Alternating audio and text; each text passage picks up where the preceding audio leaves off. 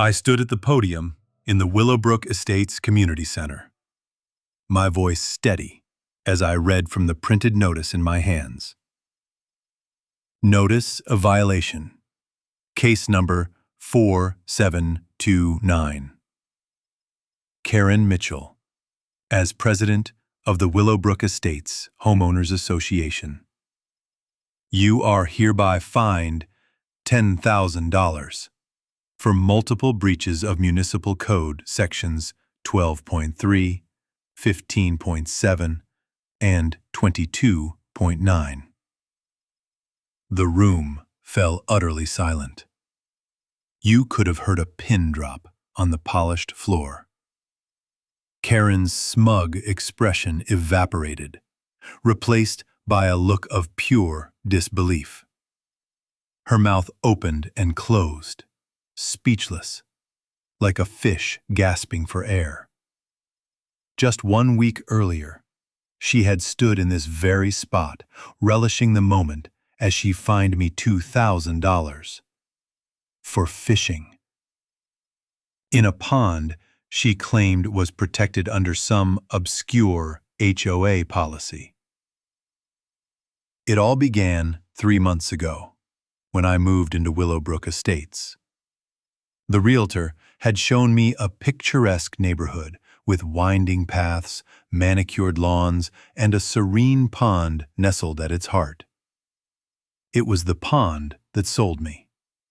As someone who found peace casting a line into still water, the promise of early mornings spent fishing seemed like heaven. The first morning after I moved in, before the boxes were even unpacked, I grabbed my rod and headed down to the pond. Mist clung to the surface, and the rising sun painted golden ribbons across the water.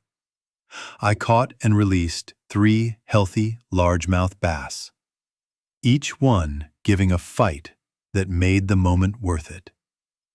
Neighbors passed by with their dogs, some waving, others pausing to chat. I felt welcomed. I felt like I belonged. Little did I know, someone else had been watching. A week later, a letter arrived. Heavy cream-colored paper, HOA letterhead, full of legal jargon. Dear Mr. Thompson, this letter serves as formal notice of violation of Willowbrook Estates HOA Covenant, Section 47B, Subsection 3. Fishing in the community pond is strictly prohibited under the Protected Waterway Act as established by this board. You have been fined $2,000, payable within 30 days. At the bottom, in bold blue ink, I tried to keep it calm. Actually, Ms. Mitchell, I've reviewed the HOA documents. There's no restriction on fishing. In fact, the county's public easement records show that the pond isn't even under HOA control. Her expression darkened. Public easement, she barked, stepping outside like a general addressing a disobedient soldier. I've been president for 8 years. I know every rule and every inch of this community. That pond is under HOA jurisdiction. I pulled out my phone and showed her a screenshot from the county recorder's office. The pond and the surrounding 15 feet were designated public access when the development was built in 1997. Maintenance is allowed, but restrictions on legal activity, like fishing, aren't. She squinted at my screen, then shoved it back. Those records are outdated.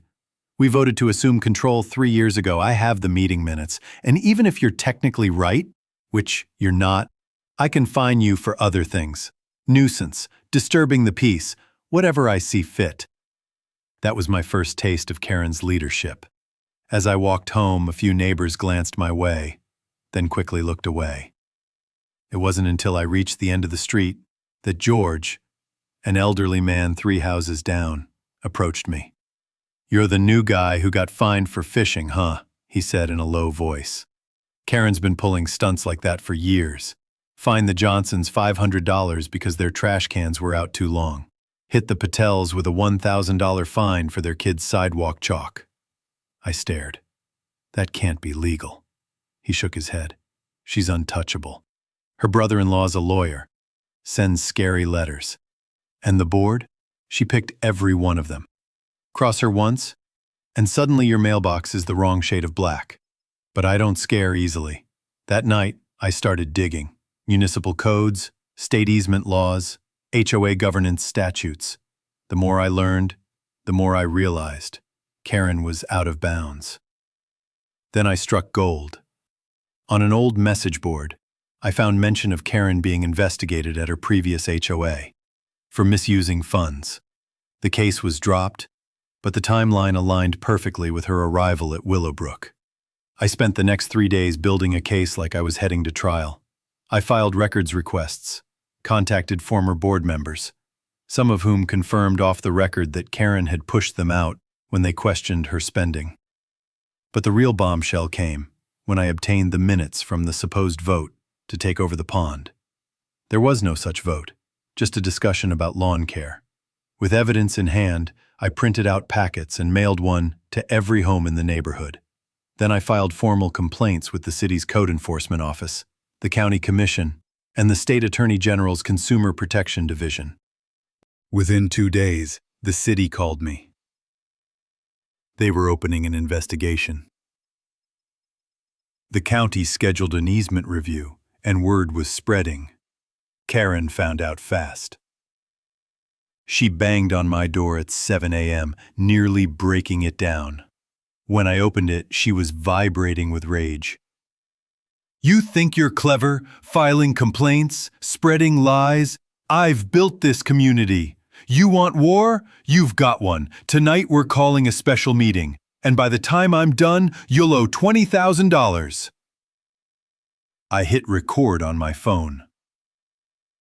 "Are you threatening to issue retaliatory fines because I filed legal complaints?" She paused, eyes widening when she realized I was filming. "That's not what I said. Turn that off, now!" She turned to leave, but not before kicking over my recycling bin in a final fit of rage. That night's meeting was standing room only. Neighbors who had remained silent for years now packed the room. But the real surprise? In the crowd sat a city code officer, a county official, and a detective from the Economic Crimes Unit. Karen tried to take control, but her voice was shaky. "We're here to discuss Mr. Thompson's violation." "Actually," said the city official, standing, "we're here to address complaints against you. Preliminary findings show numerous legal violations, including improper fines and financial mismanagement." For the next hour, they laid it all out. The pond, public. Karen had no authority to fine anyone without full board approval, none of which had occurred. And most damning, over $50,000 in HOA funds had been funneled into unauthorized personal expenses. Karen protested. "It was for HOA business." The Hawaii conference. The detective interrupted. "We'll need more on that. Our audit starts tomorrow."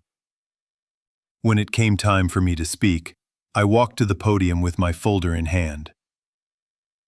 "I could go through all the receipts, records, and violations," I said, "but I think the city has already spoken." The city official stood once more. "Karen Mitchell, based on the evidence, the city of Willowbrook is issuing a $10,000 fine for multiple violations of municipal law and abuse of HOA authority." The room erupted in cheers. Karen's face cycled through disbelief, fury, and finally resignation. "You can't do this. I'm the president. I have immunity." The detective's voice cut through. "Immunity doesn't cover criminal conduct. I suggest you retain legal counsel." Her shoulders slumped. She looked around for support. But the board sat frozen, already thinking about their own liability. When she refused to resign, they voted to remove her on the spot. The $10,000 fine was just the beginning. As security escorted her